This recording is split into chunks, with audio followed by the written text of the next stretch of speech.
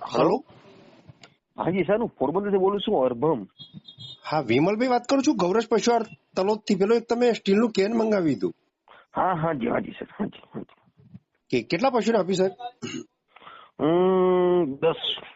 Okay, કેટલા દિવસ થયા આજે? પૂછ્યું સર.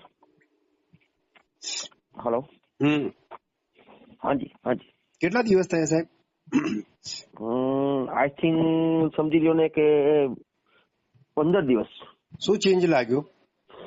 ના, સારું છે હો. બહુ સારું. શું ફેર લાગ્યું? કારણ છે કે સાહેબ, હું ને સમજી લો ને કે હું ઓનલાઈન જે આપતું ને આપણે ઓડીસી ઘણા બધા આવતા એમ, એ બધા વાપરતો હું. એવું મારે નથી કે મેં કોઈ નથી વાપર્યું, મેં બધા વાપરેલા. જનરલ બધા વાપરેલા અમે.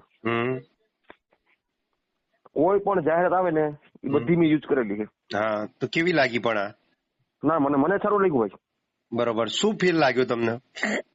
ફેટમાં બહુ સારું છે ભાઈ. એને હું એને આપું છું ને 1% આપું છું. હે?